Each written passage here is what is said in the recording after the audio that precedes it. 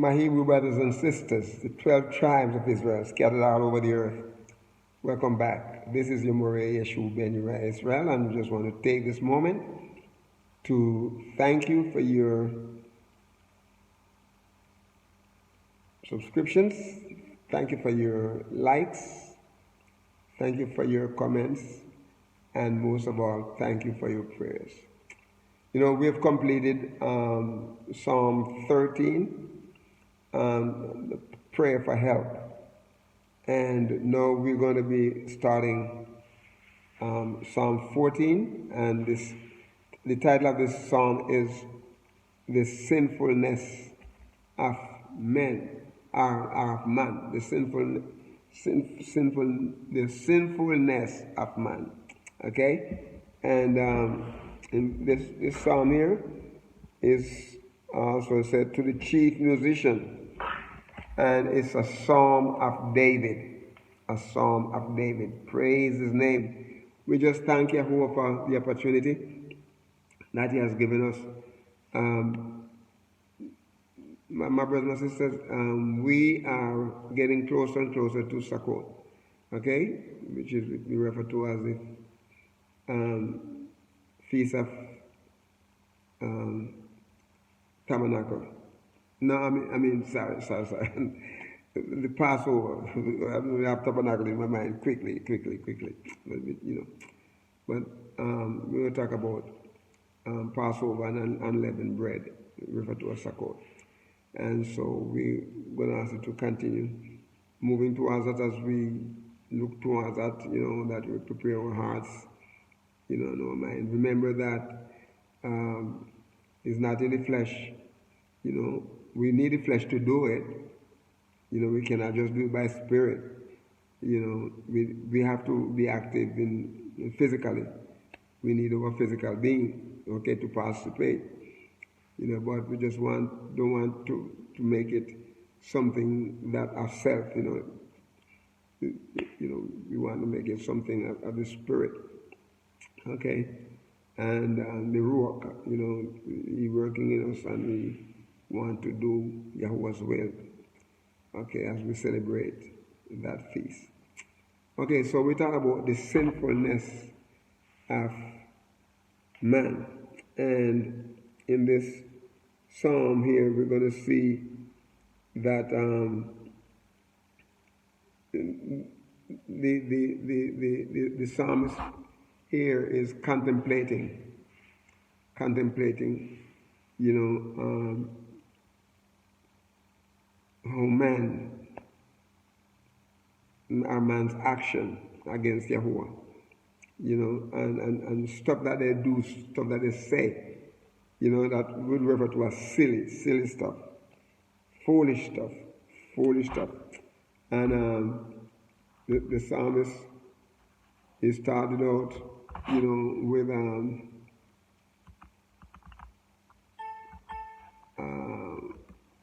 he started out with verse 1, okay? And it said, the fool had said in his heart. You know, it takes a fool. It takes a fool to say something like, you know, there's no Elohim. In the King James Version, it said, there's no God. Okay? Well, we're not going to use the word God here. We're going to use the word Elohim or Yahuwah. So, a fool, it takes a fool to come up with some silly stuff like that, you know, to say in his heart. Well, you know, I'm just contemplating, you know, and in my heart, you know, this is what I feel about it, you know. And some people say, oh, you can't go against a person's feeling. No. Yahweh made us free. Okay? He made us free. We can think whatever we want to think. But it doesn't mean that we're going to have our way. We're going to get our way. What Yahweh said is written down. You know, he wrote it with his fingers. Right? And it can't change. We can try to change it in our hearts, in our mind, but it can't change. But listen to what Yahweh said here. They are corrupt. This is what the psalmist is saying. Right? They are corrupt. They have done abominable works. There is none that doeth good. So here the psalmist is making an assessment of man's doing. And here he said, there is none that doeth good. That what he's trying to say here is that all of us come short. We come short. In some ways, we come short. We have not measured up to the standard that Yahuwah wants us to be. Okay, now we're going to do some keywords, because remember, as I said, in reading any scripture, any passage, there are some key words in those verses and those passages, those chapters, right? There are some key words that, my brothers and sisters, you take them out, and the scripture have no meaning. These are what gives meaning to Yahuwah's word. Yahuwah, he speaks them, and they are written down, and so they are for our benefit. So we're going to ask you to do yourself a favor and do me a favor, okay? Because I spend time to do the research and to sit down and, to get this together so that, you can be blessed as you look at them, and then as you read them, as you make application to what they're saying, okay? All right, so in verse 1 here, there are about, let's see, 1, 2, 3, 4 keywords that we want to look at. First one we want to look at is heart. The second one is corrupt. And third one is done abominable thing. And the next one is doeth good. There is none that doeth good. So we're going to be dealing with the doeth good part of it. Okay.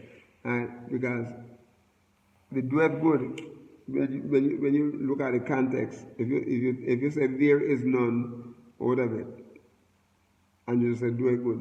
There are times when people do good. And, we are commendable for the things that we do that bring glory and praise to Yahweh. But when it said there is none that do it, that is showing a negative connotation there. And so we want to look at it. So the first one we're going to look at heart.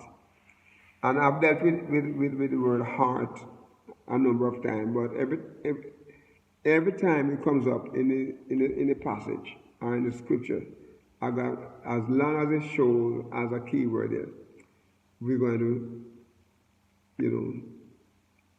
to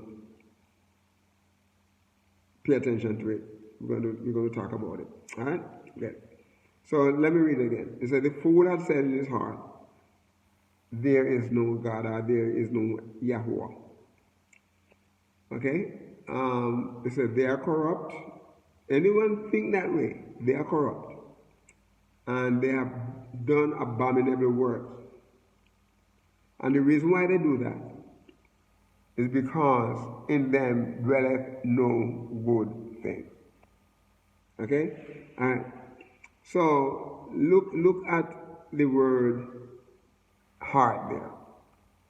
And the word here is 2 Hebrew consonants that make up the word. And it is Lamed and Beit. Lamed and Beit. The word is Lab. Lab. Lab has 2 letters, 2 consonants that make up the word. Lab. If you were looking at it from the English point of view, this says the L-E-B. And the L-E-B, the E there, in the Hebrew, the modern Hebrew, they bring in the vowels. Okay, prayer, I mentioned it before. Prayer to the vowels is just consonants. and it was understood by those two letters without even putting in a vowel. The vowel is understood inside of it. Lab. Okay? And phonetically, it would be like L-A-B-E. That's the pronunciation, lab. And this is, we talk about the heart there. It's talking about the inner man or the mind or the will or, the heart. Okay, you have the heart that pumps blood, and also you have the heart that is considered the center, right?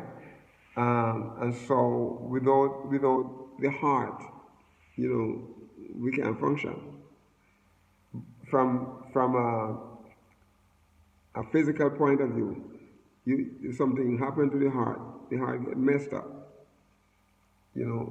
This is what pumps the blood out through the body, right? So I'm almost say you're gone, okay? Unless you can get it repaired. We talk about understanding. In a part, the midst of something, the midst of a thing, and the midst of things are the heart of man. We talk about the heart, they talk about the heart of man. Now, sometimes he use the word soul, heart of man, mind, the knowledge of thinking, something, we talk about the reflection, memory, inclination, resolution, determination, or the will, okay? We talk about conscience, the heart of, when we talk about the heart, we talk about moral character. When a person say you have a good heart, it means that, they say that you have good character. If you have a bad heart, it means that your character is really bad. They say, but a seat of, like appetite, the seat of emotion or passion, as a seat of courage. He said, man, he has a courageous heart. Man, how did he do that? So that's what. Let's look at the next word. Look at the next word. Corrupt. He said, the fool has said in his heart, there is no Elohim, I know Yahweh. And he said, he is corrupt by saying that. Coming to that conclusion is corrupt. Okay, look, the word corrupt here is the Hebrew word shakaf, and it is shin, shin and ket, and shin and shakat. Shin and ket and tet. Shin, ket, and tet. Okay? Sometimes the word, some people read the word ket as chet. Okay?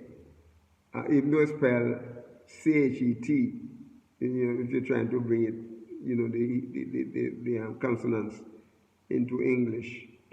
Yeah, it have the K sound. Ket, shin, ket, and tet. Okay? And it is to destroy. What is in there? Is to destroy, corrupt, to go to ruin. Something that is corrupt. And something that's decay. Remember we talk about the word stem, okay, like Nephal has it this way: to be marred, be spoiled, or be corrupted, or be corrupt, be injured, or be ruined, or be rotted. Okay, and the peel, P-I-E-L is a what you pronounce it? Because some people say peel, some people say pile, but it's a word stem, and when you study English, you see all of the different thing of the grammar, comes in. But it said to spoil or ruin, to pervert, corrupt, deal corruptly, morally, to deal corruptly or morally. And on the hill stem, it said to spoil, ruin, or to destroy, or to prevent, and it still use the word corrupt morally there, or to destroy, or a destroyer, and in this case, like a destroyer, is in the participle, okay, and the hal, spoil, ruin, you know, it's in the participle. All right. Look at the word done abominable. Look at the word in verse 1 here. So we are done abominable. Okay. It's another Hebrew word, and my brother, I have to go to the Hebrew because that's our main. This is for us as Hebrew Israelite people, to have a good understanding of what Yahuwah is saying in His word.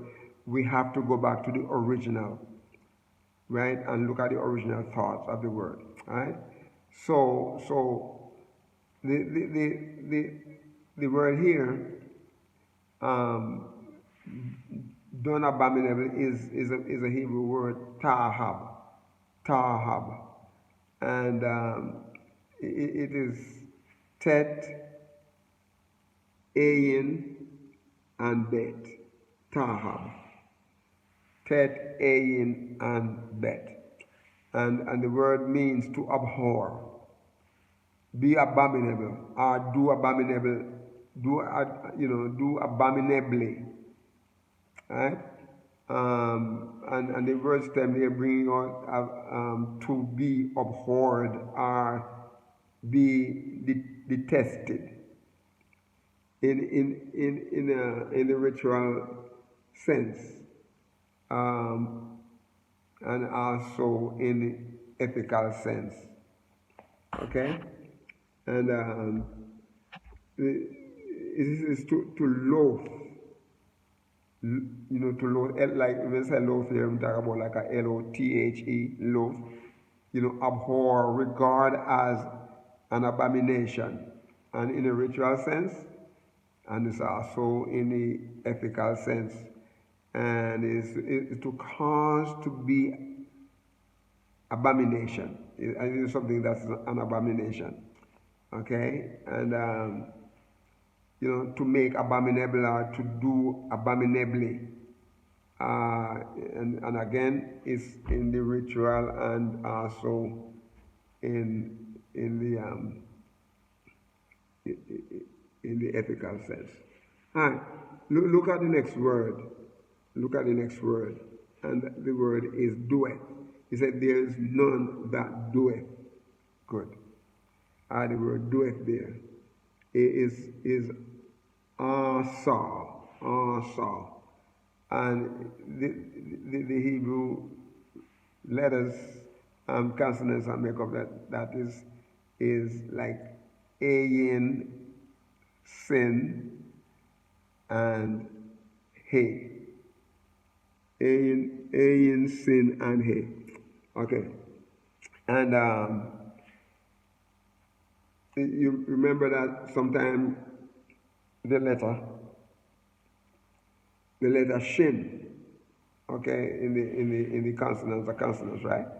Sometimes it is pronounced shin, and sometimes it is pronounced sin, and it depends on where you have the accent. Okay, there's a little accent over. So if you have it to the right, at the end of the right end on top, if you have that little notation there, is pronounced shin. If you have it to the left, over that last stem of the letter, it is sin. Okay, So it is saw. And it is basically, the word is to do, to fashion, to accomplish. Then you're doing something, right? So, to make. Now, remember, I mentioned a little earlier that it depends on where it can be something good that you're doing and something bad that you're doing.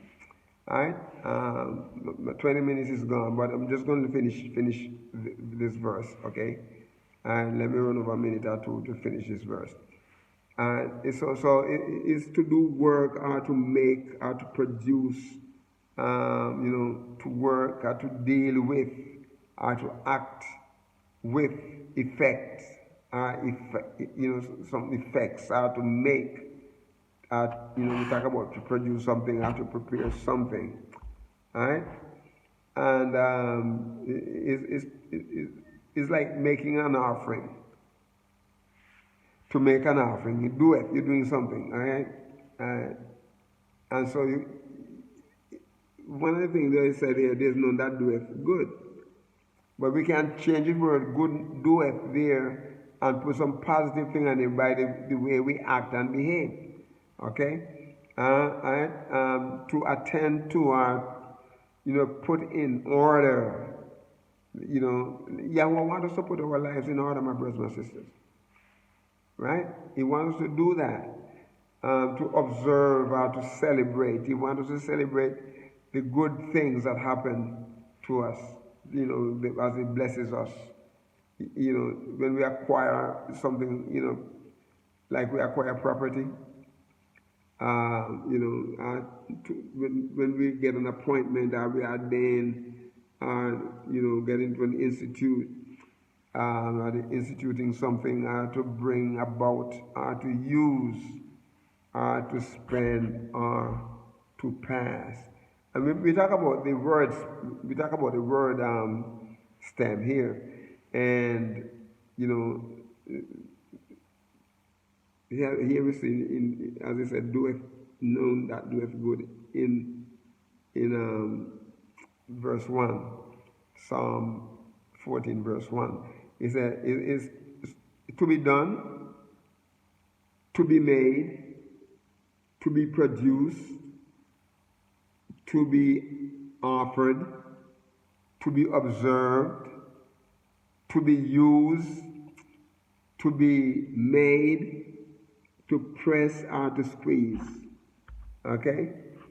And the word good here is that there's none that doeth good. So here's good. And again, good is tob. Tob. Tob. And it is like tet, vav, and bet. Tob. And the word here means good. It means pleasant. It means agreeable. Pleasant, agreeable to the senses. Pleasant to the higher nature. Good, excellent of its kind. Good, rich, valuable, and estimation. Something good. Good, appropriate, becoming, and are better comparatively, something good, you're glad, you're happy, you're prosperous. And then we talk about like the prosperous of man's, sensuous nature. Good understanding of man's intellectual nature. We talk about good, kind, benign, good, right, ethical, good, a good thing. So, we talk about a good thing, we talk about benefit, we talk about welfare, We talk about prosperity. We talk about happiness, good things collectively, good things. Something that benefits, something that morally good. And welfare, the benefit are the good things. Prosperity, happiness. When we talk about goodness, something that's good things collectively, bounty. Praise His name, praise His name. So, my brothers and sisters, we went over the 20 minutes and the session, but I just want to complete verse 1 and talk about these different word stems here and the meaning and what they means to us. So we're going to ask you, my brothers and sisters, to be a blessing to someone today and walk with the King. Shalom.